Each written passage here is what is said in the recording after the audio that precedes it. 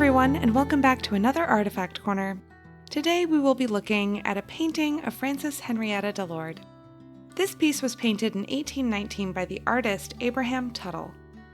Frances would have been around 5 or 6 years old when this portrait was painted. She is pictured in a little white dress with red ribbons on her sleeves and a lovely little red beaded necklace. This is a very typical portrait for this time period and shows how much women in the Regency period loved white gowns and coral jewelry.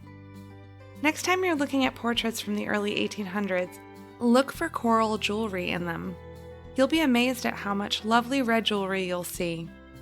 Let's learn a bit more about coral jewelry and its special place in ladies' hearts during the Regency period. Coral are colonial marine invertebrates. They typically form compact colonies of many identical individual polyps.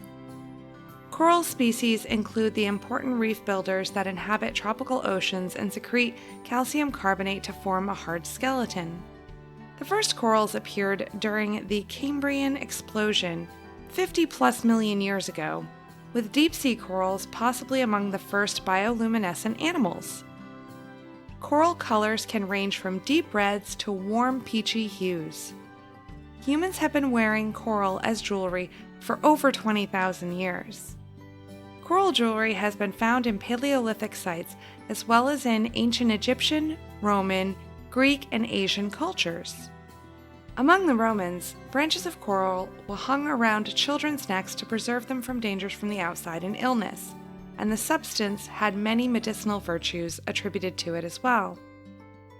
Coral was still worn in the Middle Ages, but it was considered a precious stone, so the average woman would not be able to afford them.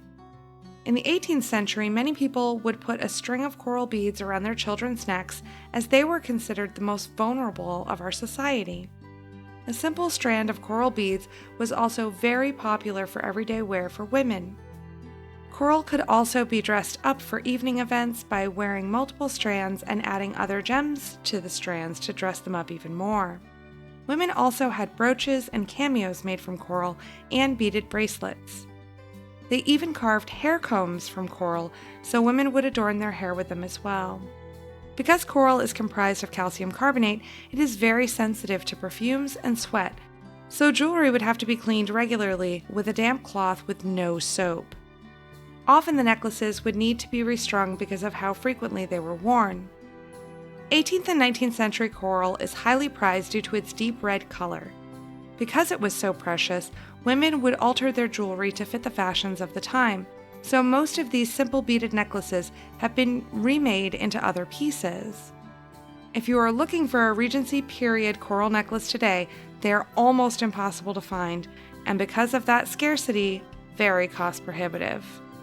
The deep red color of the coral from that period is so highly prized.